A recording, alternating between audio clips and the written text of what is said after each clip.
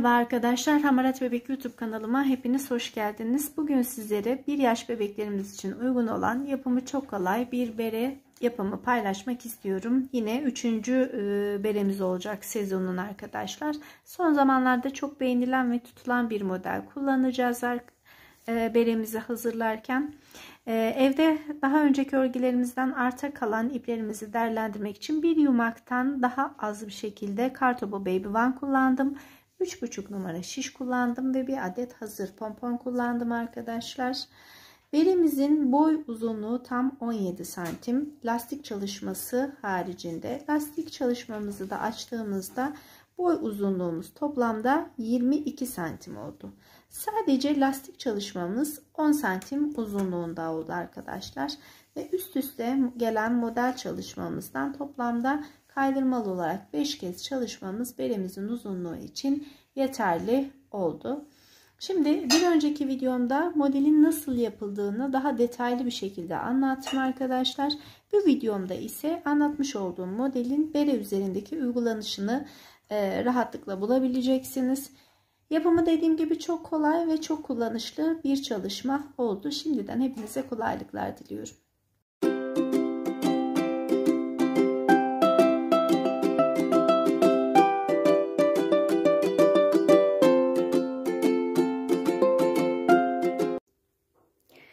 Evet arkadaşlar, artık beremizi anlatmaya başlayabiliriz. Çok kolay ve eğlenceli bir model olacak. Şimdi ilk önce kullandığım ipi söyleyeyim sizlere. Kartopu Baby One'ın evde daha önceki çalışmış olduğum ürünlerden kalan bir yumaktan biraz az bir ipini kullanacağım ve 3,5 yumak şiş ile hazırlayacağız 1 yaş olan beremizi. İlk önce lastik çalışmasıyla başladım arkadaşlar. Toplamda şişime 92 ilmek atarak başladık örgümüze. Bu 92 ilmeği bir ters bir düz lastik çalışması yaptım. Kaç sıradan oluşan bir lastik çalışması yaptık ona da bakalım. 28 sıradan oluşacak şekilde lastik çalışmasını yaptım. Şu an örgümün arka kısmındayım arkadaşlar. Yani ters tarafındayım. Şu kısmı model çalışmasını bu kısımla başlayacağım. Sebep ise tam alın kısmını ikiye katlayarak, yani şu şekilde bir bant kısmı kullanacağımızdan dolayı düz yüzü ön yüzden görünmesi açısından ters yüzden kurulumunu yapmamız gerekiyor örgümüzün. Kurulum aşamasına geldiğimizde ilmek sayılarımız 8 artı 8'den oluşacak. Yani 8 ilmek örgüden, 8 ilmek de aradaki lastik çalışmasından oluşacak. Buna göre model kurulumumuzu yapacağız. Şimdi kenar ilmeğimi ilk etapta 2 düz ilmekle başlıyorum arkadaşlar. Burası örgümün ön yüzü olacak. Kenar ilmeğimi alıyorum. İkinci ilmeğimi de 2 düz olarak örüyorum. İpi kendimden tarafa aldım. 2 ilmeğimi ters olarak öreceğim. Ortada bir adet bir düzüm olacak. 2 düz ile başlamamın sebebi buradaki ilmeğimin kenar ilmeği olması. Arada 2 tersim var, bir düzüm var.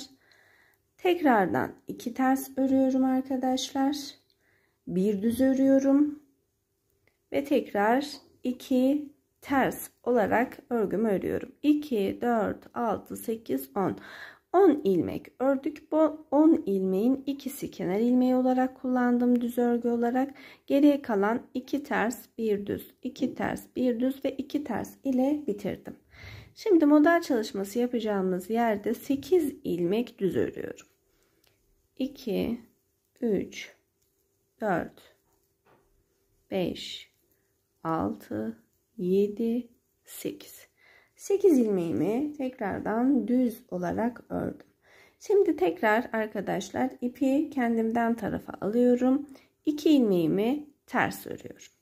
1 ilmeğimi düz ördüm. 3 oldu. 2 ilmeğimi ters ördüm. 5 oldu. Bir tane düz ördüm. 6 oldu. 2 tane ters ördüm. 8 oldu. 8 ilmek aradaki lastiğimizi ördükten sonra 8 ilmek düz örüyorum. 2, 3, 4, 5, 6, 7, 8. 8 ilmeğimi ördüm. Tekrar 2 ters, 1 düz, 2 ters, bir düz ve 2 ters. 8 ilmeğimizi de bu şekilde tamamlamış oldum. 2 tersimiz arasında bir tane düz burada, bir tane düz de burada var. Şimdi 8 düz ile modelime devam ediyorum. 3 4 5 6 7 8. 8 düzümü ördüm. İpimi kendimden tarafa aldım. 2 ters. Bir düz 3. ilmeğim. 2 ters 5. ilmeğim. Bir düz 6 ve 2 ters ile 8 ilmeğimi örmüş oldum. 8 düzümü örüyorum. 4 5 6 7 8.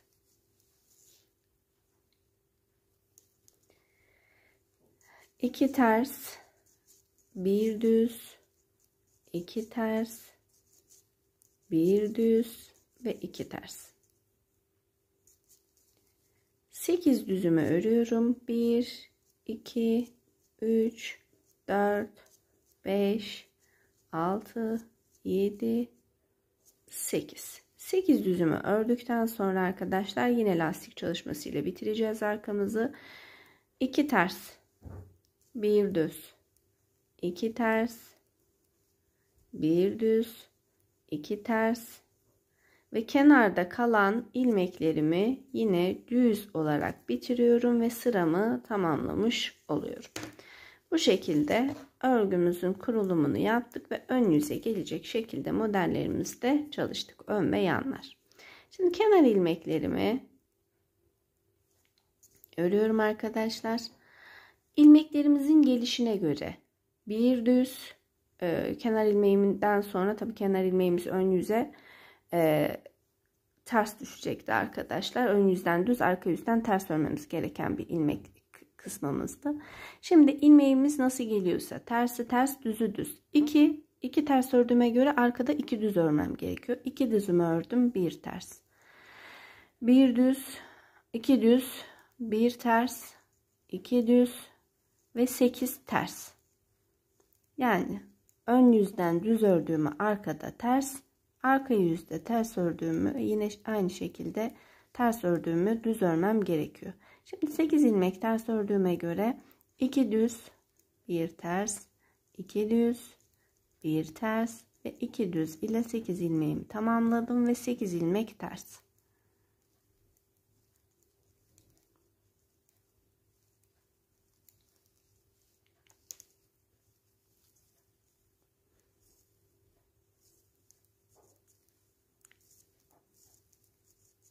Başa kadar bu mantıkla devam edelim. İlmeğimizin gelişine göre örgümüzü örelim. Ve ikinci sıramızda da yine aynı şekilde tersi ters, düzü düz örerek model kurulumumuzun alt çalışmasını birlikte yapalım. Tekrar ön yüzündeyim örgümün. Kenar ilmeğim olan 2 düzümü aldım. İpi kendimden tarafta 2 ters. Bir düz, 2 ters, bir düz, 2 ters ile aradaki lastik çalışmamı yaptım ve 8 düz. Bu sırayı da birinci sırayla aynı mantıkla örüyoruz arkadaşlar. Gidiş 1, dönüş 2 olarak düşündüğümüzde bu bizim 3. sıramız oluyor. Arada 2 ters, bir düz, 2 ters, bir düz, 2 ters, 8 düz. Arka kısımda da yine ilmeğimizin gelişine göre örelim ve 4. sıramız olsun. Gidiş 1, dönüş 2 olarak düşünüyoruz örgümüzü. Gidiş 1, dönüş 2, gidiş 3, dönüş 4 sıra ördük arkadaşlar. Şimdi bir sıra daha aynı şekilde düzleri düz, tersleri ters gideceğim ve aynı şekilde dönüş yapacağım. Ondan sonra da yine model çalışmamızı birlikte yapacağız sizlerle. Bu taban çalışması olduğu için ilmeklerimizi rahat alabilmek ve modelimizi rahat kurmak için bir sıra daha ön yüzden aynı şekilde örüyorum ve dönüşümü sağlayıp geliyorum.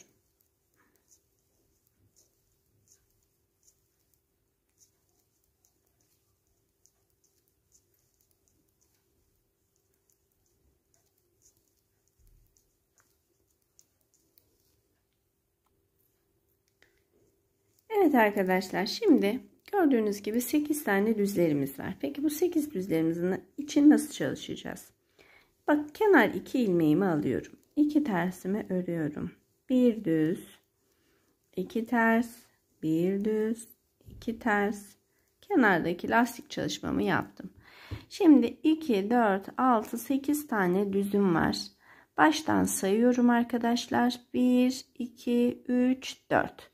4 tane, dördünü yarısını olarak düşünün. 4 ilmeğimizi de yarısı olarak düşünün. Tam bu ara boşluktan 1, 2, 3, 4. Dördüncü yuvanın içerisine batıyorum. Ve uzunca bir ip alıyorum. İpimi oldukça esnek bırakıyorum arkadaşlar. Çünkü daha sonra arkadan tersler örerken bu ilmek beni yormaması gerekiyor. Elimle bu ilmeğimi tutarken arkadan bir ilmeğimi düz örüyorum. Şimdi bir aradaki boşluğa batarak bir ilmek daha alıyorum. Ve ikinci ilmeğimi de arkasına düz örüyorum. Üçüncü kez aynı işlemi yapıyorum. Biraz uzunca çıkarıyorum. Bir ilmeğimi düz örüyorum ve bir üstten tekrar ilmeğimi çıkarıyorum ve arkadaki ilmeği düz olarak örüyorum. Görüyorsunuz, buraya bir ilmek topladık. 4 ilmek üzerinden ve her aradan bir ilmek çıkardık. Şimdi kalan 4 ilmeğimi düz olarak örüyorum.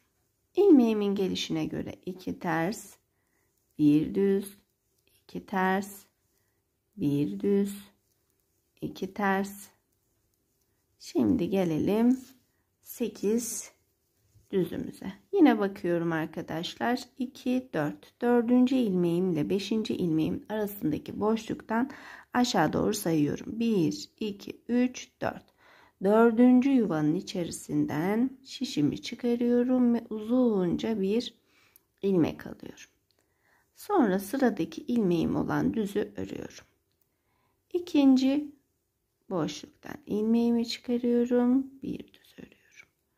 Üçüncü boşluktan, yani her seferinde bir yukarıdan alıyorum. Ve son yuvadan da çıkardıktan sonra son düzümü de örüyorum. Kalan 4 ilmeğimizi tekrardan düz olarak örüyorum. Şimdi 2 tersimi ördüm, 1 düz. 2 tersimi ördüm, 1 düz.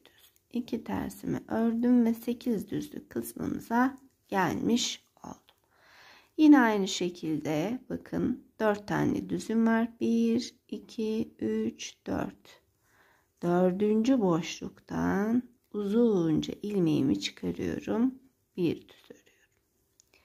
Tekrar bir üstteki boşluktan çıkarıyorum. Sıradaki ilmeğimi düz örüyorum. 3. boşluktan çıkarıyorum. Ve son boşluğumdan da çıkararak yukarıya doğru adımlarımı takip etmiş oldum. Yani böyle bir çaprazlama üçgen şekli oluşturmuş oldum. Ve geriye kalan 4 ilmeğimi tekrardan düz örüyorum.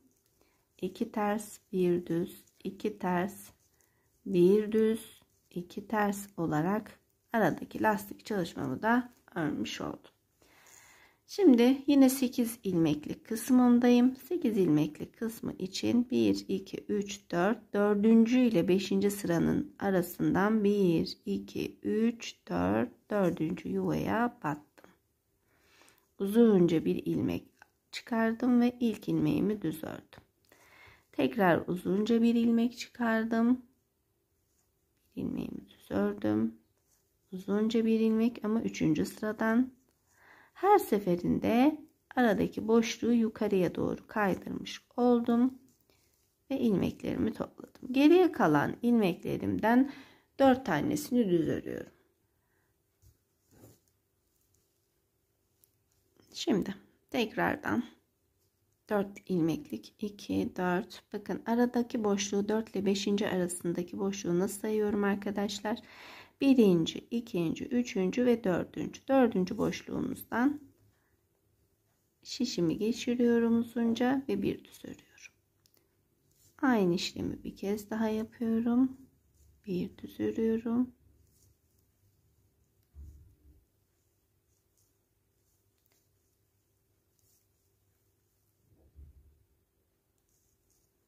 Ve bu işlemi son kez yapmış oldum. Şimdi 4 düz ve lastik çalışmamla sıramın sonuna geliyorum.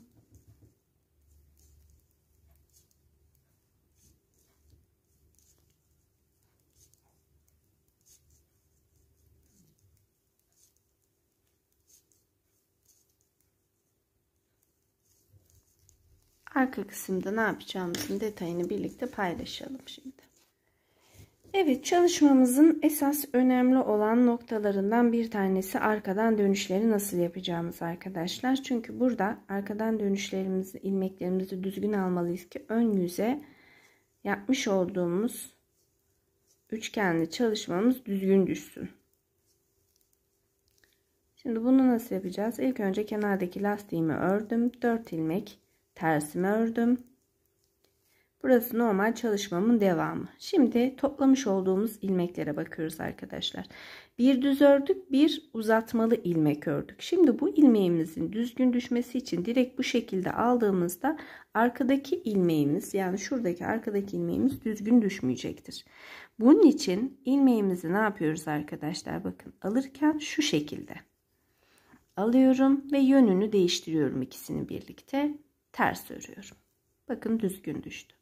Şimdi yine ikisini birlikte alacağım ama şöyle daha net göstereyim. Şu şekilde ters ördüğüm zaman, şuradan alıp ters ördüğüm zaman şuradaki ilmeğim düzgün düşmeyecektir.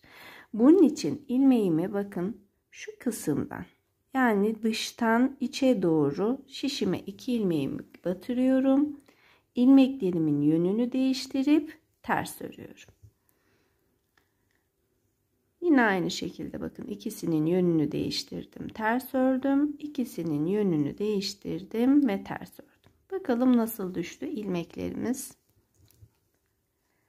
Kenara doğru kaydırdığımız için gayet düzgün düştü. Sıralamamız, ilmeklerimizin yönü ters düşmedi ve herhangi bir kıvrım, ilmekte bir orantı bozukluğu oluşmadı. Şimdi tekrar göstereceğim aynı işlemi arkadaşlar. Püf noktası bu. İlmeğimizi alırken yönünü değiştirerek almak. Bütün püf noktamız burada saklı. Şimdi 2, 4, 6, 8 geldik. Şimdi ilmeğimizi bakın. Şöyle ipimi de çekerek gösteriyorum ki sizler için kolaylık olsun diye. Tersimizi bu şekilde örmüyoruz. İkişerli ters öreceğiz burada. Bir tane uzatma arttı yapmış olduğumuz için ipi. Ama ilmeğimizi alırken şöyle göstereyim, bakın şu ikisini şu şekilde, yani içten dışa doğru şişimi takıyorum ve tersimi örüyorum. İçten dışa doğru şişimi takıyorum ve ters örüyorum. İçten dışa doğru her iki ilmeği birlikte alarak tabii kesiyoruz burada. Son kez aynı işlemimi yapıyorum ve bakıyorum. Gördüğünüz gibi gayet düzgün düşmüş oldu ilmeklerimiz. Terslerimizi de bu şekilde öreceğiz model çalışmalarımız için arkadaşlar. Normalde tersimizi nasıl örüyorum? Bakın, ilmeğimin gelişine göre ipimi yukarıda olarak şu şekilde örüyorum. Ama model çalışırken arkadan öne doğru almam gerekiyor. İlmeğimizin yönünü değiştirmem gerekiyor. Sırf ön tarafa daha düzgün bir örgü düşsün, görünsün diye. Bakıyorum, 2, 4, 6, 8. Bu 8 ilmek üzerinde çalışma yapmam gerekiyor. Yine aynı şekilde 1 ve 2.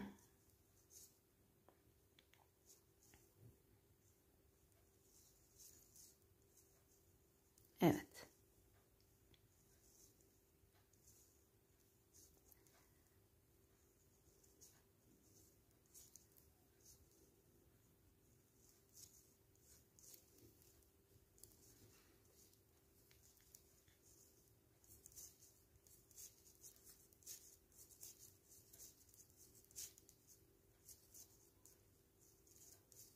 Yine ilmeklerimizin gelişine göre ördük. 4 tersimizi ördük.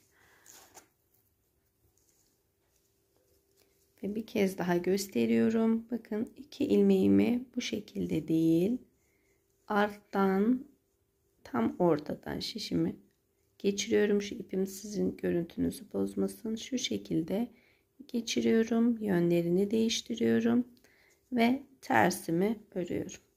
Yine aynı şekilde bakın, sıradaki 2 ilmeğimi şu kısımdan içten dışa doğru şişimi takıyorum. Yönlerini değiştiriyorum ve ters örüyorum. Aslında eliniz alıştığında çok kolay bir yöntem. Sadece el alışkanlığınızı sağlamanız gerekiyor. Seri bir şekilde örgü devam ediyor. Önemli olan ön yüzde örgümüzün düzgün ve ilmeğin gelişine göre düşmüş olması. Bakın bu kısmı da tamamladık ve son kez yapıyorum. Yani modelimizin son sırası çünkü. 2 tersim, 2 tersim, 2 tersim, 2 tersim, 1 2 düzüm, 1 ters, 2 düz, 1 ters olarak yine sıramızı tamamlamış oldum. Ve modelimiz için son görünümümüzü şöyle bir kez daha bakalım. Gördüğünüz gibi uzatmalarım ve aradaki lastik çalışmalarım. Şimdi bu 4 ilmek üzerine sağ yaptık. Bir sonraki modelimizi sol tarafa doğru yapacağız. Bunu da nasıl yaptığımı paylaşacağım sizlerle. Şimdi ne yapıyoruz? Gidiş 1 dönüş 2 olarak 4 sıra. Bir sıra gideceğiz, bir sıra geleceğiz, bir sıra gideceğiz, bir sıra geleceğiz. Yani gidiş 1 dönüş 2 olarak 4 sıra sadece ilmeklerin lastik çalışmamızı ve 8 düzümüzü aynı şekilde örüyoruz.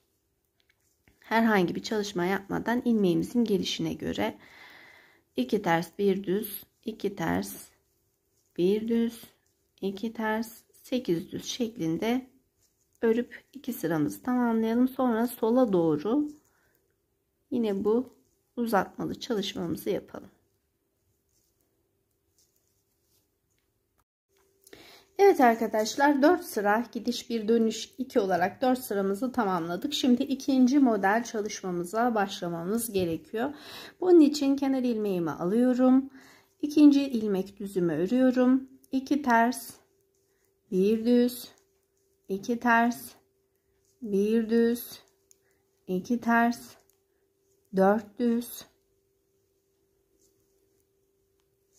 Şimdi tekrardan sayıyorum arkadaşlar. Şimdi bu dörtlük üstünde çalışmamızı yapacağız. İkinci kez sol tarafa doğru. Şimdi bu dörtlüğümüzün birinci yuvasından, bakın önündeki birinci yuvasından bir ilmek alıyorum, takıyorum. Ve bir düzümü örüyorum. Şimdi aynı şekilde ikinci kısımdan, ikinci yuvadan bir ilmek daha çıkarıyorum arkadaşlar. Şişime takıyorum ve ikinci düzümü de örüyorum. Şimdi bir altından ilk önce 1 ile başladık. Bu sefer alta doğru gidiyoruz. Yine bir ilmeğimi çıkarıyorum. Bir düzümü örüyorum. Biraz çıkarmış olduğumuz ipi esnek bırakırsak örgümüz daha düzgün duracaktır. Buna da dikkat edelim. Ve dördüncü kez dördüncü yuvaya batırarak ilmeğimi çıkarıyorum. Dikkatli bir şekilde arkadaşlar. Biraz diğer şişimi alarak esnetmek istiyorum. Ve tekrar dördüncü düzümü de örüyorum. Şimdi dönüşte bunları sola doğru yatırarak yine düzgün bir şekilde alacağız ve görünüşün düzgün olmasını sağlayacağız. 2 ters, 1 düz, 2 ters, 1 düz, 2 ters, 1, 2, 3, 4. 4 düzümü ördükten sonra birinci değil, bakın bir altındaki boşluktan ilmeğimi çıkarıyorum ve bir düzümü örüyorum. Yine aradaki ikinci boşluktan bir ilmeğimi daha çıkarıyorum. Yalnız bu ilmeğimi esnek olmasına dikkat ediyorum. Çünkü dönüşte toplarken düzgün durması gerekiyor. Yine bakıyorum, aynı sıranın bir altından çıkarıyorum.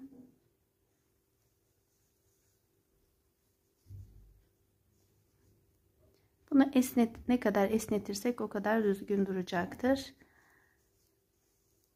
Dördüncü düzümü de ördüm ve son kez aynı boşluktan bir ilmek daha alıyorum arkadaşlar. Evet, bir boşluk alttan ve bu ilmeğimi biraz esnetiyorum, sağ alıyorum ve bir kez daha düz örerek parmağımızla da tutarak bu arayı kapatmış oluyoruz. Diğer modellerimize de bu şekilde uygulayalım. Daha sonra dönüşte bunları toplarken dikkatli bir şekilde toplayacağız. İkişerli olarak tıpkı sağ tarafta yaptığımız gibi ve modelimiz ortaya çıkmış olacak.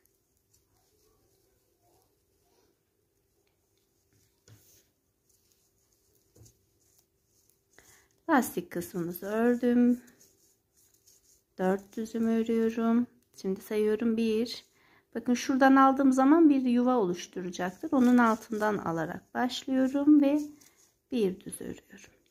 Onun altından tekrar çıkarıyorum. İkinci düzümü örüyorum. Onun altındaki boşluktan bir ilmek daha alıyorum.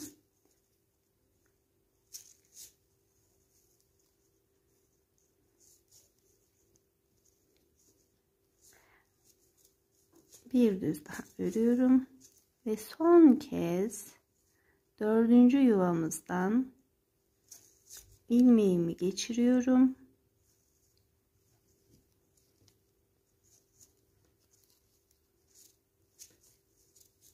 Ve düzümü örüyorum. Evet. Modellerimizi çalıştık. Şimdi kenarda 2 ters, 2 düz, 1 ters, 2 düz, 1 ters, 2 düz sıramı tamamladım. Şimdi artık model çalışmamıza, toparlama çalışmasına başlamamız gerekiyor. Yine aynı mantığı uyguluyoruz arkadaşlar. Gördüğünüz gibi yönlerini sağ şişime alıyorum ve ikisini birlikte alarak kesiyorum. Yine bakın şu şekilde 2 ilmeğimin yönünü düzeltiyorum ve tersime örüyorum. Yine 2 ilmeğimin birlikte alarak yönünü değiştiriyorum, tersime örüyorum ve son kez bu işlemi yapıyorum ve önden görünüşünüze bakmanızı istiyorum. Gördüğünüz gibi gayet düzgün bir şekilde sola doğru eğik bir şekilde ilmeklerimizi de yatırmış olduk.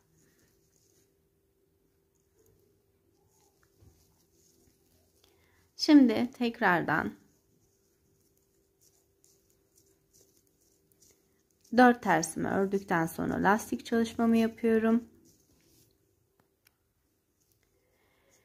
Şimdi baştaki ilmeğim var, bir de uzatmalı ilmeğim var. Bu ikisini birlikte almam gerekiyor. Arkadan öne doğru yönlerini değiştiriyorum ve birinci tersimi örüyorum. Yine aynı şekilde döndürüyorum. İkisini birlikte örüyorum. Yine aynı şekilde ve son kez aynı tekniği uygulayarak tersimi örüyorum ve son haline bakmanızı istiyorum. Gördüğünüz gibi bu kez de sola doğru yatırdık ilmeklerimizi ve bir öncekinde sağa doğru yatırmıştık. Her seferinde bir sağ bir sol şeklinde beremizin boyu oluşana kadar toplamda kaç model çalıştım, kaç santim oldu, bunların detaylarını da paylaşacağım sizlerle. Ortalama bir beremizin alın kısmından tam kesme kısmına kadar ki alanımız 16-17 santim olması yeterli oluyor bebeklerimizde. Bu mesafeyi ayarlayarak örgümüze devam edeceğiz.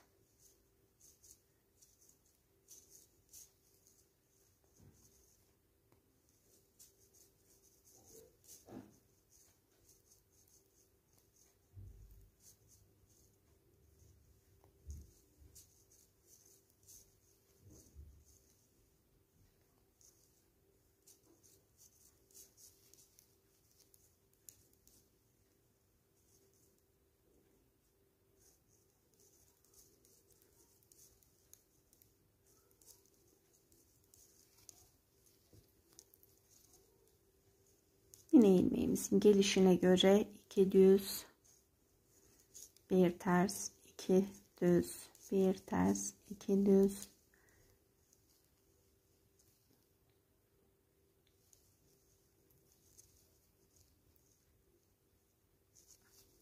ve tekrardan ters ilmeklerimizin olduğu kısımdayız. Terslerimizin yönünü değiştirerek sırayla topluyoruz.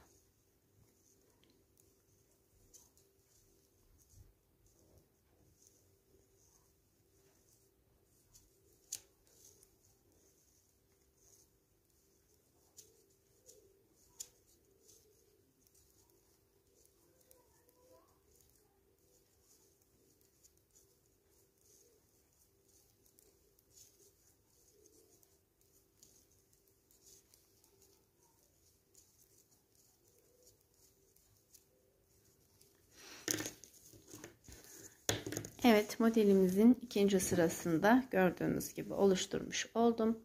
Şimdi her seferinde arkadaşlar gidiş 1, dönüş 2, 2 kere gideceğiz, 2 kere geleceğiz, 4 kere sıramız oluşacak ve ilk önce sağdaki, sonra da soldaki modeli uygulayacağız ve bu şekilde bere boyumuzu ayarlayacağız. Birinci kısmın detaylarıyla anlattım.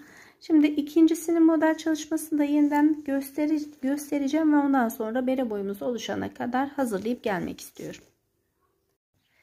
Evet arkadaşlar, beremiz için toplamda 1, 2, 3, 4, 5 kez model çaprazlayarak çalıştık. Artık tepe noktamızı oluşturabiliriz. Beremizi toplayacağımız kısma başlıyoruz. Nasıl toplayacağız arkadaşlar? Baştan 2 ilmek düzümü ördükten sonra gördüğünüz gibi burada 2 tersim var. 2 tersimi birlikte alıyorum. Ortada bir düzümü ördükten sonra yine 2 tersimi birlikte alarak kesmemi yapıyorum ve bir adet düzüm örüyorum. Düzümden sonra yine 2 tersim var. 2 tersimi örerek toplama işlemimi yapıyorum. Arada bir önceki sırada model çalıştığım için 4 ilmek düzümü örüyorum. Daha sonra 2 düzümün ikisini birlikte alarak kesiyorum ve 2 düzümü örüyorum. Şimdi yine 2 tersimin ikisini birlikte alarak kesiyorum. Bir düz. 2 tersimi birlikte alarak kesiyorum. Bir düz. Yine 2 tersimi alıyorum. Arada 4 tane düzüm olduğu için, modelimin üstüne denk geldiği için burada bir çalışma yapmıyorum. Modelim düzgün dursun istiyorum arkadaşlar. Takip eden 2 düzü birlikte alıyorum. Ve 2 düzümü ördükten sonra başa kadar aynı mantıkla devam ediyorum. Başa kadar devam ettik. Dönüşte yine aynı şekilde ilmeklerimizin geliş yönüne göre ördük arkadaşlar. Şimdi baştaki 4 ilmeğimi yine ilmeğimin gelişine göre ördüm. Model çalışmamdan bir önceki bir ters bir düzümü birlikte alarak örüyorum. 1, 2, 3 düzümü ördükten sonra yine 2 ilmeğimi birlikte alarak örüyorum. Yine aynı şekilde 3 ilmeğimi örüyorum. Yani 3 ör bir kez. 3 ör bir kez şeklinde başa kadar ilerliyoruz arkadaşlar bu sıramızda. Dönüşte ilmeklerimizin gelişine göre tekrardan öreceğiz. İkinci sıramızda 2 ör bir kez yaparak ilmeklerimizi küçültmeye devam edeceğiz. Evet, en son 2 ör bir kez işlemimizi yaptık. Şimdi arkadaşlar son kesme işlemimiz ise 1 ör bir kez. Bu işlemi de yaptıktan sonra artık bütün ilmeklerimizi sırasıyla ikişerli alarak kesme metoduna geçeceğiz. Böylelikle tepe noktamızı da toparlamış olacağız.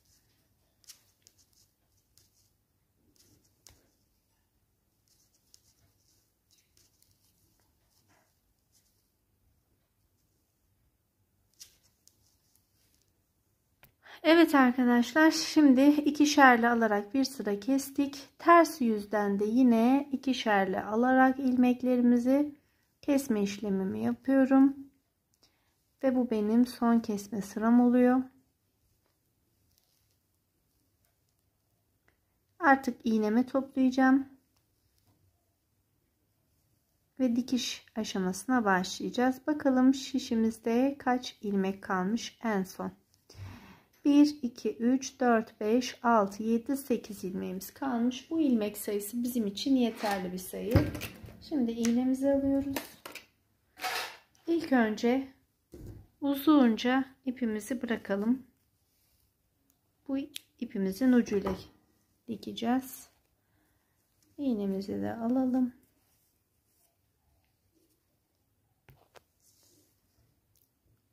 Birinci ilmeğimizi 4 ve 8. Artık tepe noktamızı birleştiriyoruz.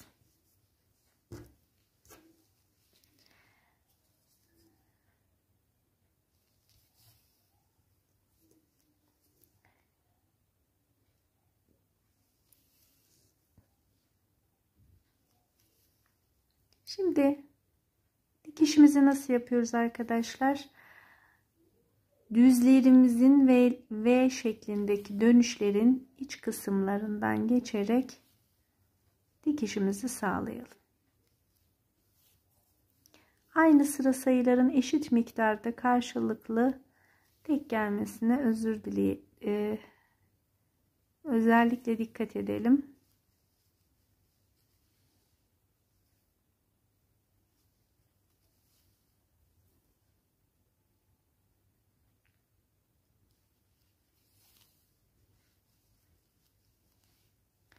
V'lerin içe bakan kısımlarından iğnemi geçirerek diktiğimde daha estetik bir dikiş oluşuyor arkadaşlar ve sanki düz örgümüz devam etmiş gibi ara boşluk belli olmuyor. Bakın gördüğünüz gibi şu şekilde dikişimizi estetik bir şekilde tamamlayalım.